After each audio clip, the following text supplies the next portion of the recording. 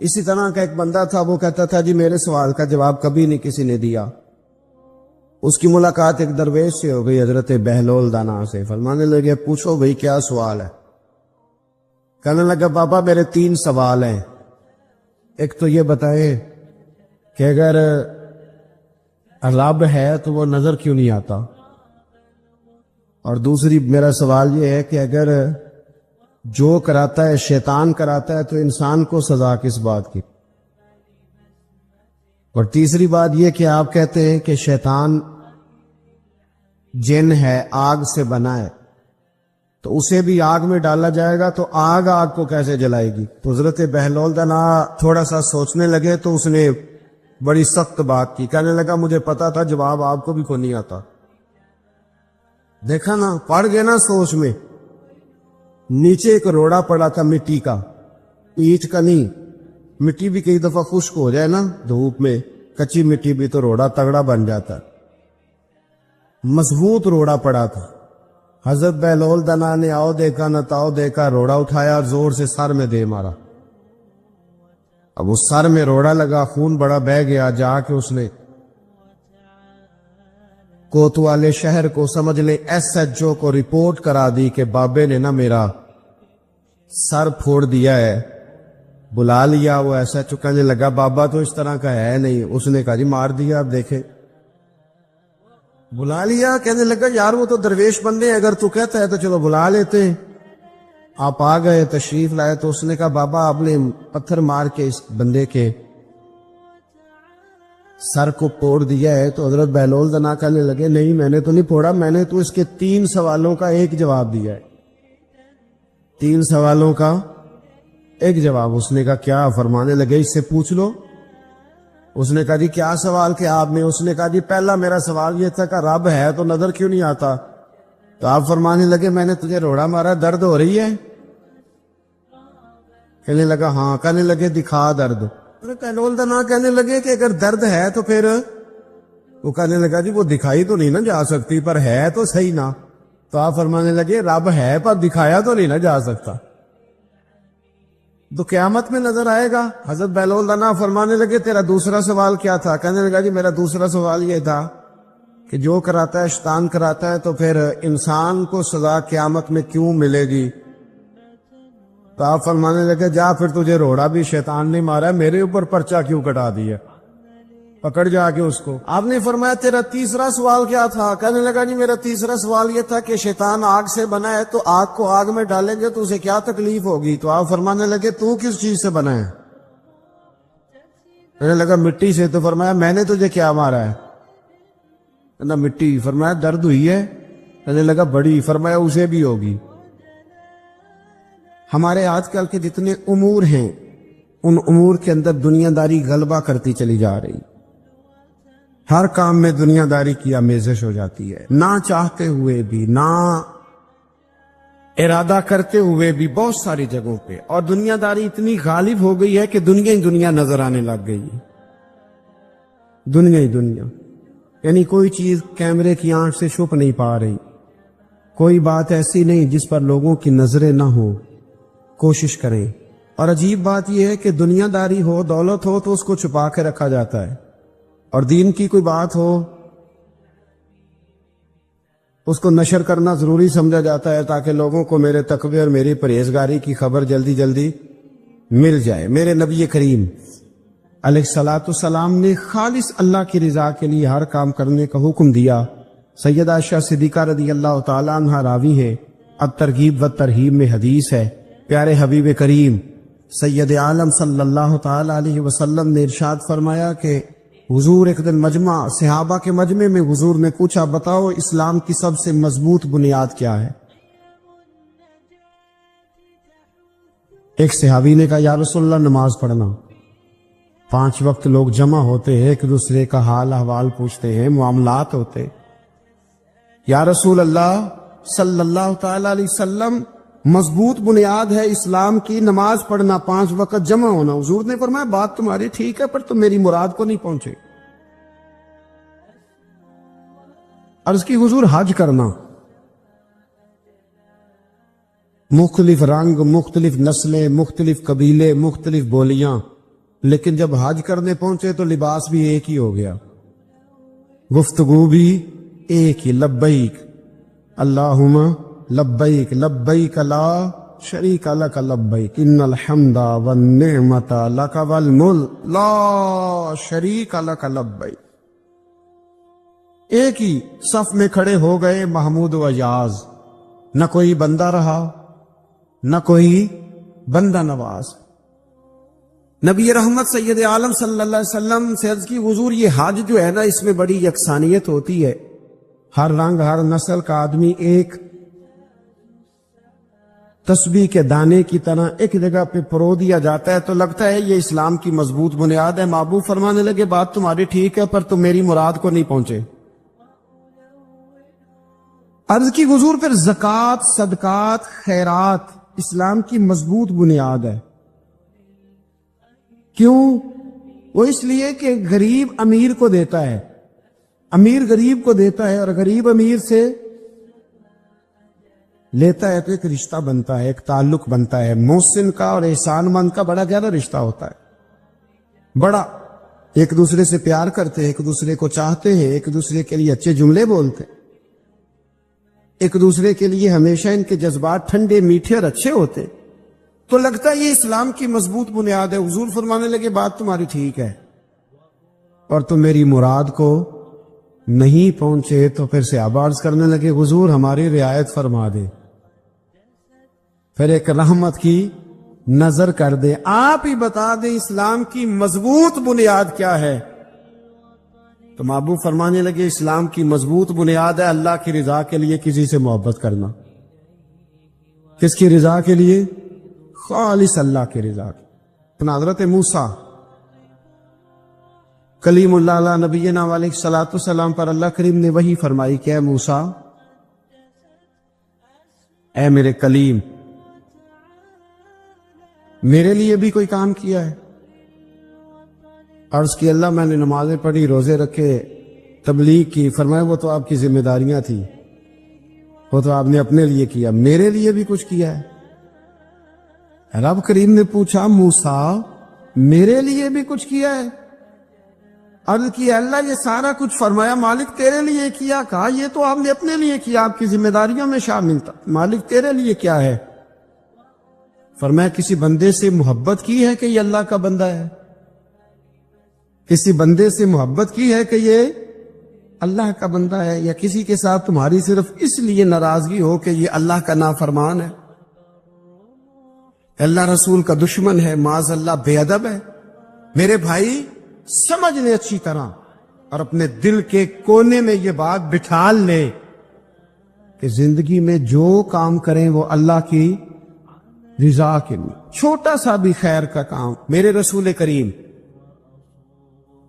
علیہ السلام کا جو سب سے پہلا فرمان ہے نا بخاری میں، وہ یہ ہے کہ انما الاعمال بالنیات، تیرے عمل کا دار و مدار تیری نیت پر ہے، تیرے ارادے پر ہے، بنیاد تمہاری نیت ہے۔ بنیاد یہ ہے کہ تمہارا اندر سے اس کام کے لیے ذوق کیا ہے، شوق کیا ہے۔ اگر وہ بنیاد مضبوط ہے تو پھر عمل کی جو آپ چھت ڈالیں گے وہ ساری چھت بھی مضبوط ہے، لیکن اگر ارادے کچے ہیں، کمزور ہیں، سازشیں ہیں، رنجشیں ہیں، اندر معاملات گڑبڑ ہیں، تو پھر کبھی دیواریں مضبوط ہو سکتی۔ نیتیں اچھی کریں، بڑی سادی مثال، بڑی صاف ستھری، مولا کائنات شیر خدا حضرت علی المرتضیٰ کرم اللہ تعالی وجہ الکریم نا، آپ ایک جگہ جنگ لڑنے کے لیے گئے، جہاد ہو رہا ہے۔ عرب کے جو لوگ ہوتے تھے وہ دشمن کو سزا بڑی سخت دیتے تھے، بعض لوگ مطالبہ بھی کرتے ہیں نا سخت سزا کا۔ ہمارا سرائکی کا ایک شاعر ہے، وہ کہا کرتا ہے جے تانگی ساڑی زندگی تو تے دے سخت سزا تیری جان چھٹے، ساکو مار نہ شاکر کستاں وچ یک لخت مکا تیری جان چھوٹے۔ عرب کے لوگ نا سخت سزا دیتے تھے، سخت، وہ اذیت دیتے، کبھی انگلی کاٹ دیتے، کبھی ہاتھ کاٹ دیتے، مختار سقفی نے جب امام علی مقام رضی اللہ تعالیٰ عنہ کے قاتلوں کو قتل کیا تو زیادہ تر کی گردنیں نہیں کاٹی تھی، بلکہ اس نے ہاتھ پیر کاٹ کے لوگوں کو جنگلوں میں پھینک دیا تھا، تڑپ تڑپ کے لوگ مر گئے۔ اسلام اس اذیت کا قائل ہے۔ اہل عرب اذیت دیتے تھے، بلکہ دشمن جب نڈھال ہو کے گر جاتا تھا نا تو اس پر گھوڑے دوڑا دیتے تھے، گھوڑے دوڑ جاتے تھے اس پر، لاشیں مسک کر دیتے، ناک کان آنکھیں نکال ڈالتے تھے، ٹکڑے کرتے تھے وجود کے، اذیت دیتے تھے۔ تو جب کوئی آدمی کسی کے نرگے میں آ جاتا تھا نا، قابو میں آتا تھا، تو اس کی خواہش ہوتی تھی کہ میں مارنے والے کو غصہ دلاؤں تاکہ مجھے جلدی مار دے، اذیت نہ دے، تکلیف نہ دے، مجھے جلدی مار ڈالے، جلدی قتل کر ڈالے۔ یہ ان کا مزاج ہوتا تھا، رویہ ہوتا تھا۔ حضرت مولا علی شیر خدا کرم اللہ تعالی وجہ الکریم دشمن پر غالب آ گئے۔ جب غالب ہوئے تو اس نے معاذ اللہ حضرت علی پر تھوک دیا۔ کافر تھا، اس کا ارادہ یہ تھا کہ میں حضرت علی کو غصہ دلاتا ہوں تاکہ یہ مجھے جلدی مار دے، لیکن اسے نہیں پتا تھا یہ علی ہے، اسے نہیں خبر تھی کہ یہ جو خمیر ہے نا، ان کی تربیت مدینے والے محبوب نے فرمائی ہے۔ یہاں جو چمک دمک ہے اس کا رنگ ساری دنیا سے نرالا ہے، انوکھا ہے، شاندار ہے، وزادار ہے، کمال ہے۔ کہا حضرت علی پر معاذ اللہ میں یہ کام کرتا ہوں تاکہ وہ جلدی قتل کر دیں گے، لیکن جب اس نے مولا علی کی طرف یہ نازیبا حرکت کی تو حضرت علی نہ تلوار چھوڑ کے پیچھے ہٹ گئے۔ توجہ کرنا، رزلٹ دیکھنا، مولا علی پیچھے ہٹ گئے اور فرمانے لگے جا تو آزاد ہے۔ وہ کہنے لگا میں آزاد ہوں، کس طرح، کیسے؟ تو حضرت علی فرمانے لگے میرا تیرا ذاتی جھگڑا تو کوئی نہیں نا، نہ تو نے میری زمین پہ قبضہ کیا، نہ میرا مال لوٹا، نہ میری عزت پر ہاتھ ڈالا۔ میرا تیرا جھگڑا اللہ کی رضا کے لیے، خالص اس لیے کہ تو اللہ کی نافرمانی کر رہا، خالصتاً اس لیے تیرا اور میرا یہ جھگڑا ہے۔ باقی جہاں تک تعلق اس بات کا ہے کہ اب تو نے میری ذات شامل کر دی، اب تو نے مجھے تکلیف دے دی، اب تو نے مجھے اذیت میں مبتلا کر دیا۔ تو حضرت مولا علی شیر خدا فرمانے لگے اب ذات آ گئی ہے میری بیچ میں، اب میری ذات بیچ میں آ گئی ہے، اب اگر میں تجھے قتل کروں گا تو لگے گا میں نے اپنے ذاتی غصے میں قتل کیا ہے، لہذا اب معاملہ یہ ہے کہ میں تجھے آزاد کرتا ہوں، اب تو چھٹی کر سکتا ہے، جا سکتا ہے، دوبارہ کبھی میرے ہاتھ آئے گی تو دیکھی جائے گی۔